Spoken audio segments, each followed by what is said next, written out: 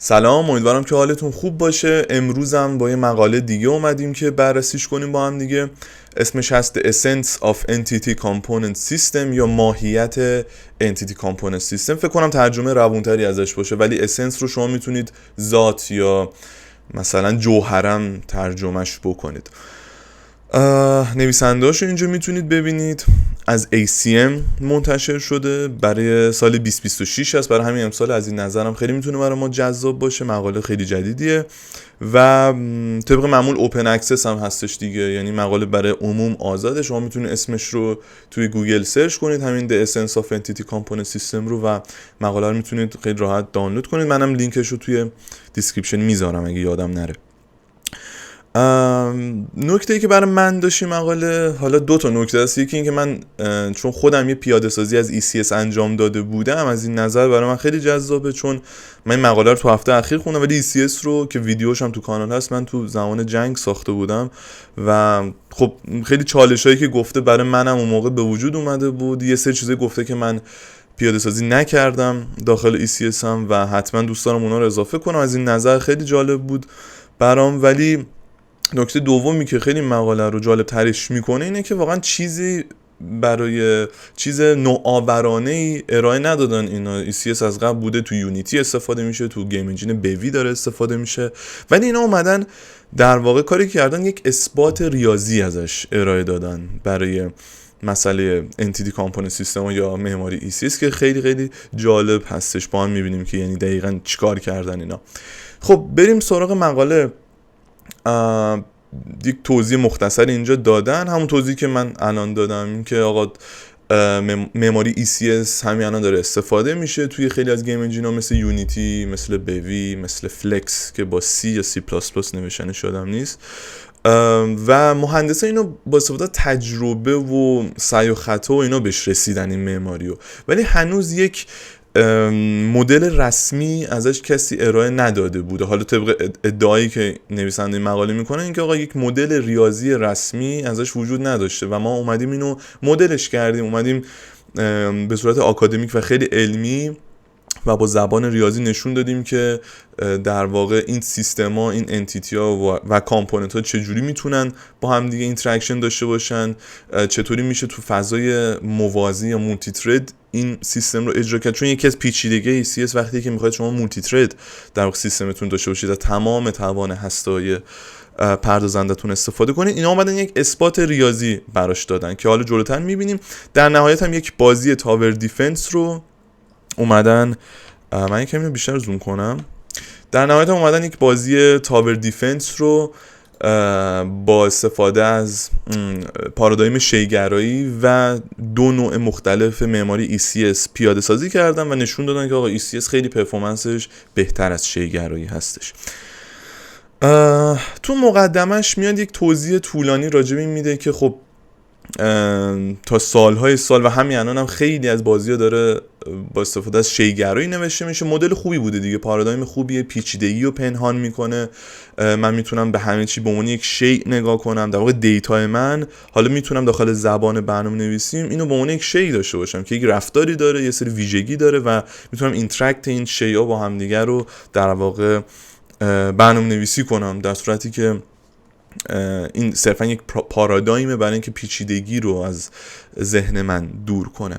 اما OOP خب میتونه پرفورمنسش بعضی جاها خیلی بد هم بشه، مثل بازی RTS، شبیه سازی هایی که شما انتیتی خیلی زیاد دارید، مثلا 20,000 تا سرباز، شما یه بازی استراتژیک رو فرض کنید 20,000 تا سرباز وجود داره، اینا هر کدوم آبجکتن تو برنامه شما، همشون میخوان تیر بزنن، همشون میخوان راه برن و شما باید توی 16 میلی ثانیه تمام این پردازش‌ها رو انجام بدید تا در واقع یک بازی روون، یک تجربه روون به کار ببرید که مثلا اون رندر نهایی رو توی حالت 60 FPS ببینه که خیلی لگ نخوره. و اگه یادتون باشه مثلا بازی مثل جنرالز خیلی مشکل رو داشتن. اگه شما روی یه سوپر کامپیوتر هم جنرالز رو بیارید بالا، اگر تعداد سربازاتون، تعداد ساختماناتون از یه حدی زیادتر بشه، بازی به شدت لگ میشه و این مثلا یکی از مشکلاتی بودش که تو بازی جنرالز بودش. با یه سری تریک که در واقع میشه استفاده کرد، میشه پرفورمنس رو خیلی خوب بالا برد.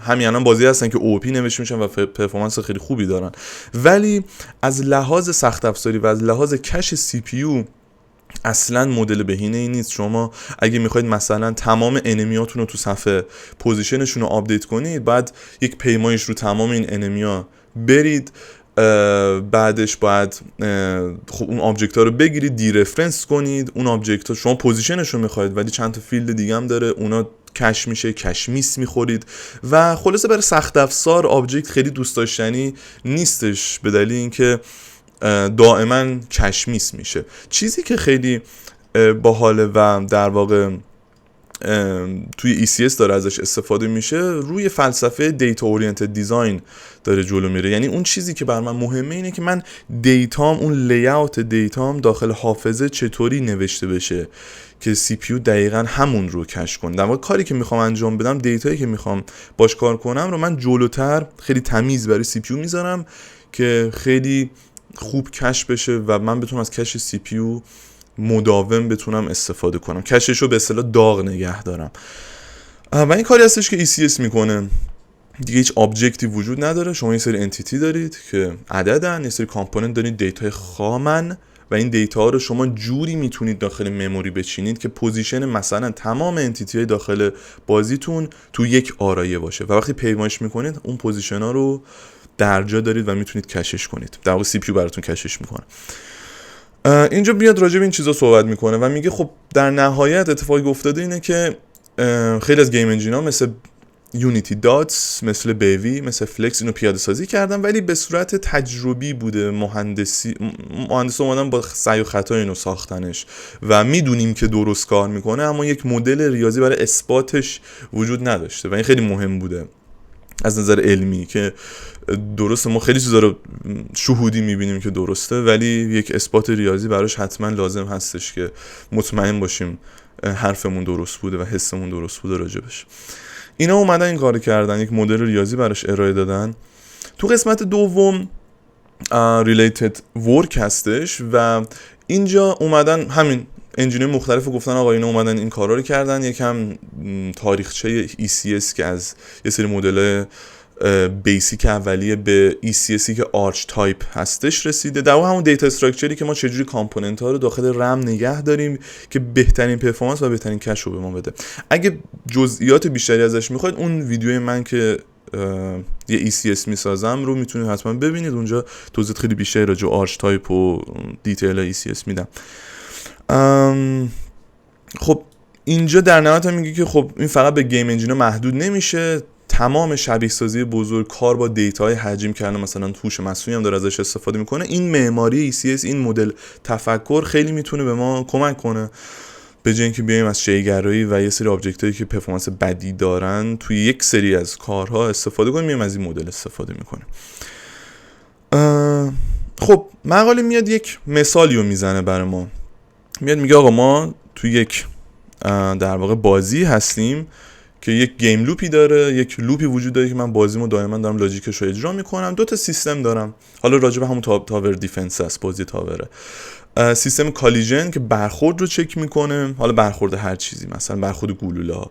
سیستم بولت سیستم که در واقع خود بولت ها رو چک میکنه که بولت ها اون تیرا تو صفحه جلو برن و حالا اگه مثلا از یه محدوده دورتر شدن اینا حذف بشن. خب اینجا میگه که ما اگه بخوایم رو اون آرچ تایپ، رو اون دیتا استراکچر در واقع این رید و رایت انجام بدیم، کانفلیکت رخ میده اگه دو تا سیستم باشن که همزمان میخوان انجام بدن. درسته دیتا ریس میخواد، یکی میخواد بخونه، یکی میخواد همزمان بنویسه. اون آرچ تایپ ممکنه حتی شما یه انتیتی رو ازش پاک کنید به یک آرچ تایپ دیگه منتقلش کنید، اون وسط یه سیستم داره کار میکنه. خلاصه برای این یک ایونت کیوی وجود داره، اینکه ما در لحظه رو اون آرچ تایپ رایت انجام نمیدیم، اینا رو صف میکنیم، پایان فریم مثلا میایم اون تغییرات رو اعمال میکنیم داخل اون آرچ تایپ. و اینا اومدن با زبان اسکالا، اینجا اگه شما ببینید این سیستم رو نوشتن که حالا این بولت سیستمشه. احتمالاً بعد یک متد آپدیت داشته باشه که دائما تو هر تیک بازی، تو هر فریم بازی این آپدیت اجرا بشه. و میبینید که یک سیستم کوئری وجود داره میگه آقا تمام در واقع بولت های بازی رو به من برگردون. بولت ها در واقع اینجا فت شدن از اون انجین بازی و تو صفحه داره جلو میبرتشون با اساس اون اسپیتی که دارن.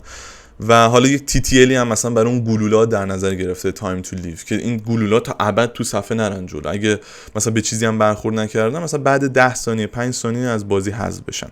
و اینجا چک میکنه میبینه که اگر این گلولا خارج از صفحه رفتن، out of bounds شدن، یعنی خارج از مپ بازی رفتن، یا TTL شون کمتر از 0 شده یا مساوی 0 شده، اینو حذفش کنه اون انتیتی رو. اون حالا آبجکت اینجا نیست، اون تیره رو حذفش کنه. ولی خب حذف کردن اینطوریه که ما نباید روی اون آش تایپ مستقیما دیلیت کنیم، به دلیل اینکه ممکنه یک سیستم دیگه همزمان داره کار میکنه، همزمان یکی دیگه میخواد رید و رایت انجام بده، یا خود این سیستم میخواد ایتریت کنه روش. خیلی پیچیدگی عجیبه وجود میاد. برای ما اینو کیوش میکنیم، ایونت میکنیم که آقا اینو پاکش کن آخر فریم، و اینجوری ما یک استیت تمیزی داریم که همه سیستم رو رون کار میکنن. حالا یه سری تغییرات هر سیستمی داده، آخر فریم رون سیستممون انجام میده، رون بافرمون رندر میکنیم و دوباره از اول همین کار انجام میدیم.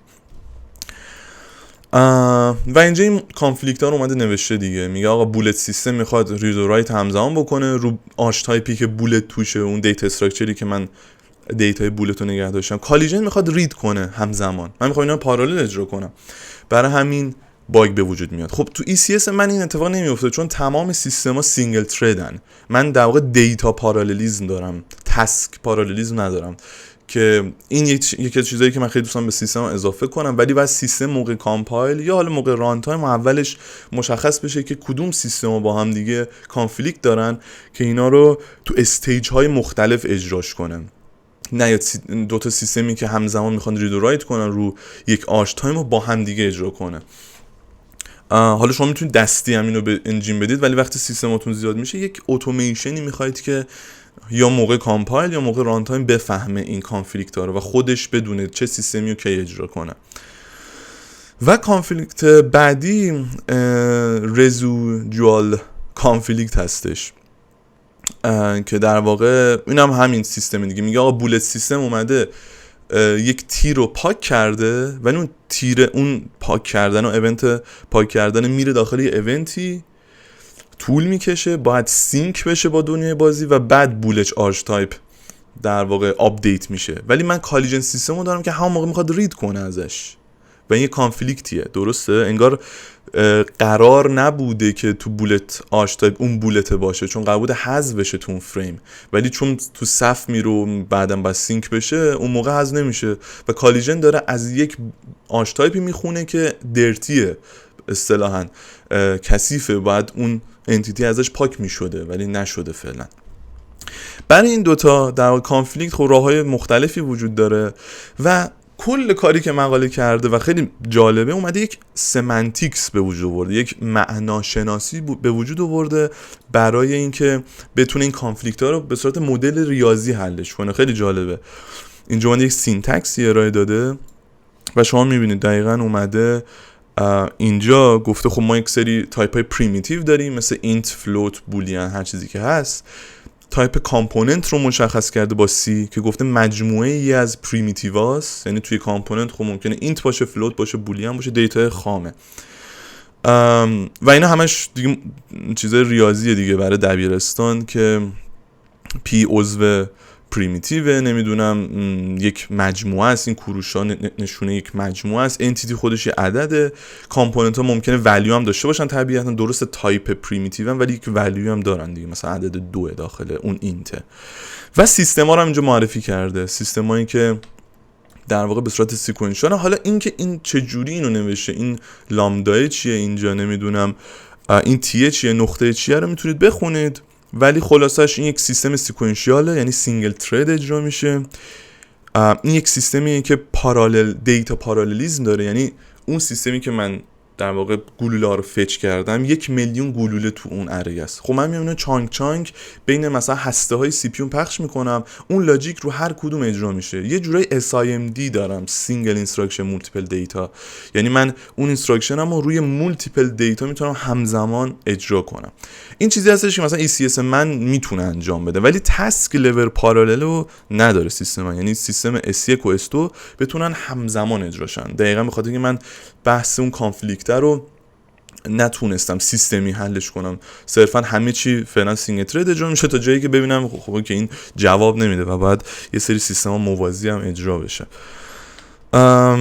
خب اومده این سینتکس رو ارائه داده، دوباره یه سری ترمای دیگه ارائه داده، مثلا ایونت کریت کردن انتیتی، دیستروی کردن انتیتی، اد کردن یک کامپوننت به انتیتی، ریموو کردن یک کامپوننت به انتیتی از انتیتی و همه اونا رو اومده خلاصه به صورت ریاضی و به صورت یک سینتکس در آورده.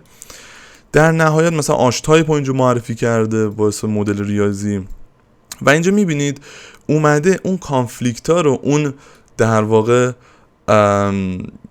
قوانینی که باید اون ایونت مثلا اجرا شه رو اومده به صورت ریاضی نوشته برای ما، که این اولش شاید یکم پیچیده باشه ولی این در واقع همون ماثماتیکال لاجیک هستش، میتونید راجبش بخونید. یک سری این نشونه ها داخلش، مثلا این فلشه که این پشتش اینجوریه یا فلشه که پشتش اوکیه یعنی فلش عادیه، اینا رو میتونید بخونید راجبش که دقیقاً چیه.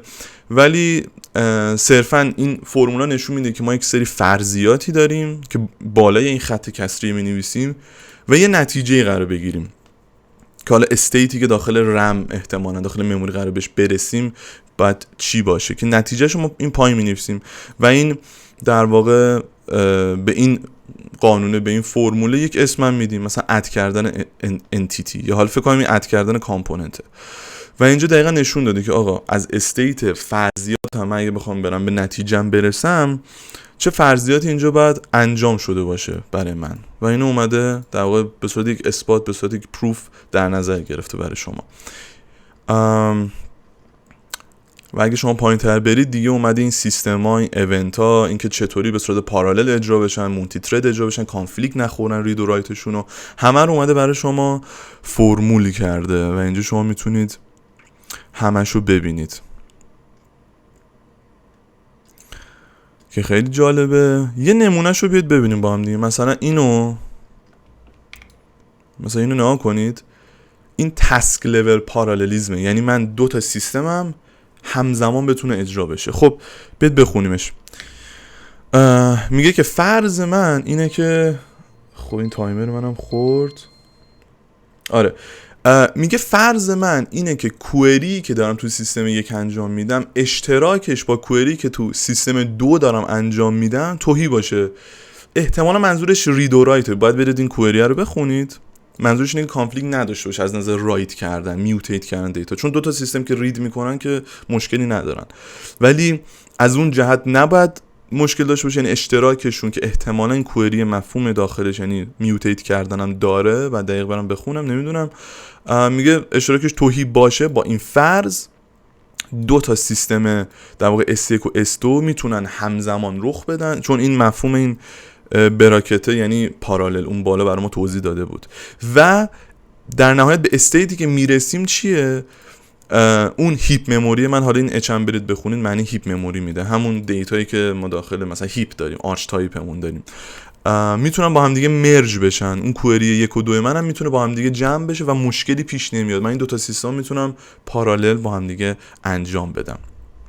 برای سینک کردن دادای بازی که تمام ایونت ها داخل صف میره چه اتفاقی به وجود بیاد، همین اینا رو اومده برای شما فرمول کرده که شاید بپرسید این به چه درد میخوره. اولا یک اثبات ریاضی برای مدل ECS هست و کاری که انجام داده بعدا اومده یک تایپ سیستم درست کرده که اگه شما میخواید کامپایلری درست کنید که ECS رو بفهمه یا ماکرو بنویسید یا حالا هر نوع متا پروگرامینگی نمیدونم میخواید کد جنریت کنید، این قوانین کمک میکنه که کدی جنریت کنید یا کامپایلرتون این کانفلیکت ها رو موقع کامپایل بفهمه.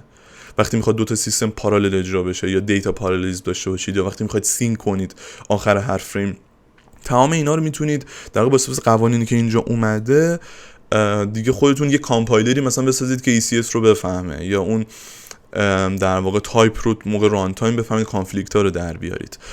اینش خیلی جالبه.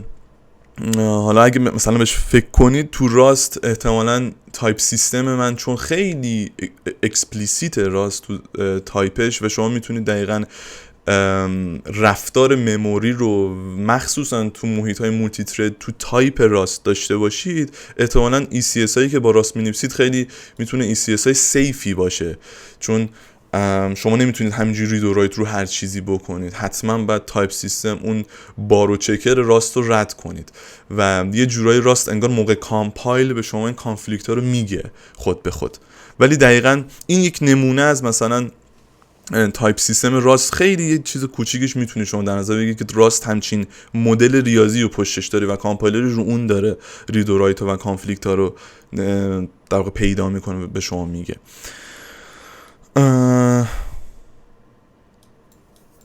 این مثلا قوانین تایپ هستن که موقع ران تایم باید اجرا بشن.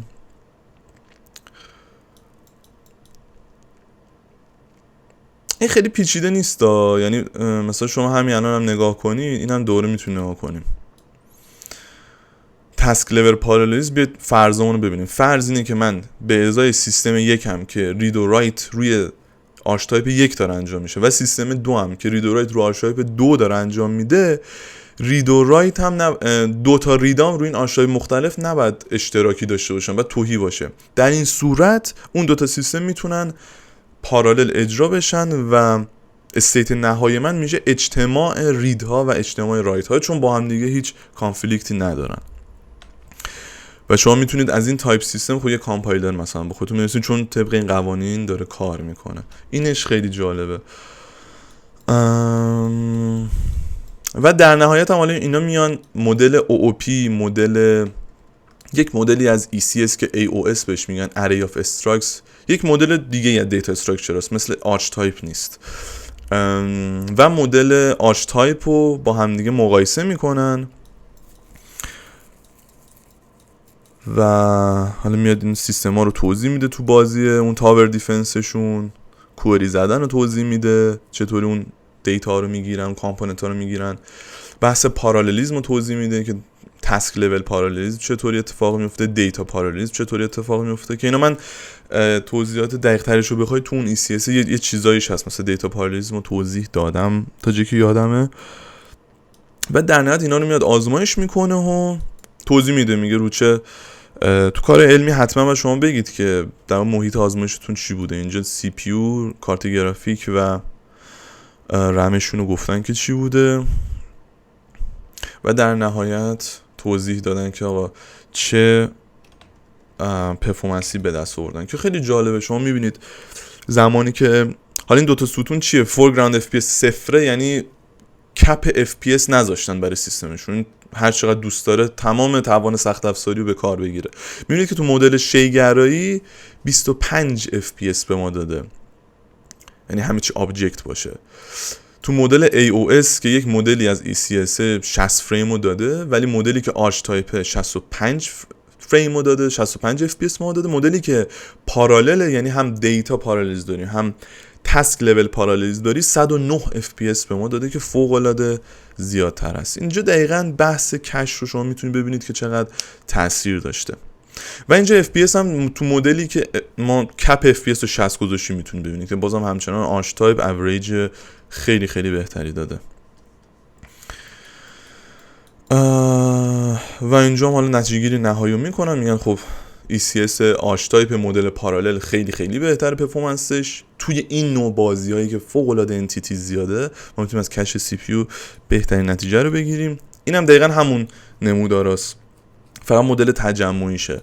و اگه شما مثلا اینجا دقت کنید، هر چقدر این نمودار به سمت راست چسبیده باشه پرفورمنسش بیشتره. شما میبینید که مثلا تو 60 FPS درصد بالایی از فریم‌های من چسبیده و داره 60 اجرا میشه، در صورتی که تو مدل OP میبینید که 20% فریم ها مثلا داره با 10 FPS اجرا میشه، و این سبز OP که خیلی بدتره. اینجا هم رفرنس هاشون آوردن. مقاله جالبی بود از لحاظ اینکه اومده بود اینو فرمولش کرده بود و ریاضی طورش کرده بود. این گیتابر هم میتونیم ما هم ببینیم، فکر کنم با فلکس نوشتن، فکر کنم همونی که قبلا دیده بودم، میتونیم تو وب هم حتی اجراش کنیم. دقیقا اینه، یه مدل کامپایل شده به وب اسمبلی هم داره که تو وب بتونه اجرا بشه. و این یکی از در واقع مدلایی هستش که شما میبینید که یک بازی مثلا تاور دیفنس اتوماتیکه، کلی انتیتی هست و این با فریم ورک فلکس نوشته شده که میبینید که این خیلی روون بدون افت FPS داره روی این جهان بازی اجرا میشه. همین اگه شما OOP می نوشتید به شدت افت FPS رو تجربه میکردید. خیلی باحال، کدش هم میتونید ببینید. آره C++ فلکس، درست گفتم اولش. خب همین، امیدوارم که جالب بوده باشه براتون و همین دیگه. اگه نظری پیشنهاد داشتید بهم بگید، خیلی خوشحال میشم. و تا ویدیو بعدی خداحافظ. این نت منم هنگید کلن. خداحافظ.